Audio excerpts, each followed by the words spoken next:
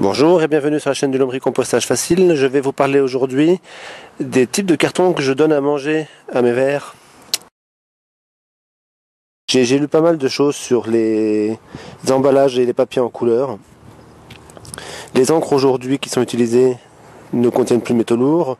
Par ailleurs, ces encres-là, si elles présentent une toxicité dans de très forte concentration, dans l'utilisation qu'on fait du lombricompostage, ne sont absolument pas toxiques. Et par conséquent, le seul tri que je fais moi aujourd'hui au niveau des emballages, c'est d'éviter tout ce qui est papier glacé et tout ce qui est publicité trop chargée en encre. Quand j'ai l'impression qu'il y a plus d'encre que de papier, je ne mets pas dans le sac pour lombricompostage. Des boîtes en carton, des boîtes de médicaments avec leur notice, papier d'emballage, boîte de riz, des boîtes de céréales, une boîte de crackers, des boîtes de pâtes. Là on est sur un emballage intéressant parce que même s'il y a quand même beaucoup de couleurs, il y a beaucoup de cartons, et quand on regarde ici, la partie pelure surface qui fait la décoration, c'est du papier. Et donc ça peut être composté sans problème. Parfois ce genre d'emballage pour les produits surgelés, il faut se méfier, à l'intérieur il y a du plastique, mais là pour le coup il n'y en a pas. À chaque fois c'est une question d'appréciation. Mais vous voyez, j'ai quand même le sentiment que c'est du papier. Voilà, une boîte de mouchoirs. J'ai enlevé la petite partie autour qui est en plastique, la petite collerette. Là c'est une boîte de mouchoirs encore mieux parce que la collerette elle est en papier. Le rouleau de papier toilette, ça marche très bien, sans hésitation. Vous pouvez mettre tous les papiers que vous voulez. D'ailleurs, récupérez vos poubelles au travail. Si on vous laisse faire, n'hésitez pas à prendre votre papier et il y a le lombricomposté. On est sur des journaux qui sont au toucher parfaitement compostables, même si c'est de la couleur, ça marcherait bien.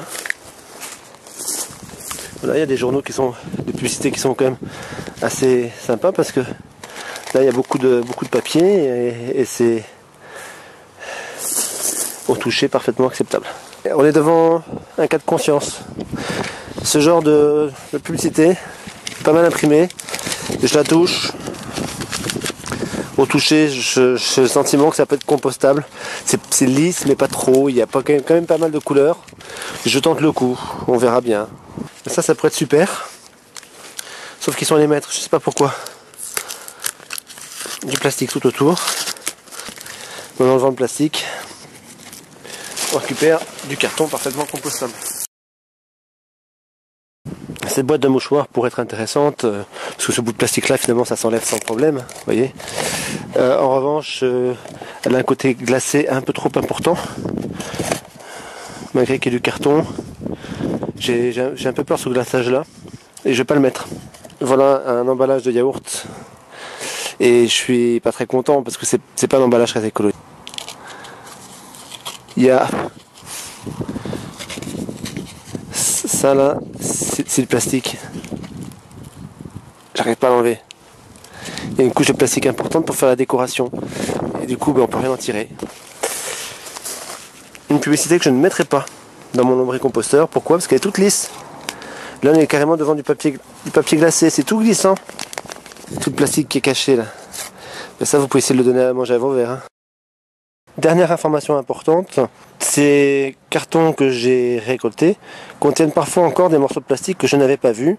Je porte une attention particulière au moment de la récolte du lombricompost sur la présence ou pas de ces plastiques, de sorte à ce qu'ils ne soient pas intégrés dans le compost final.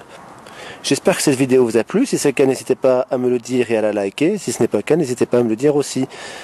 A plus tard, salut!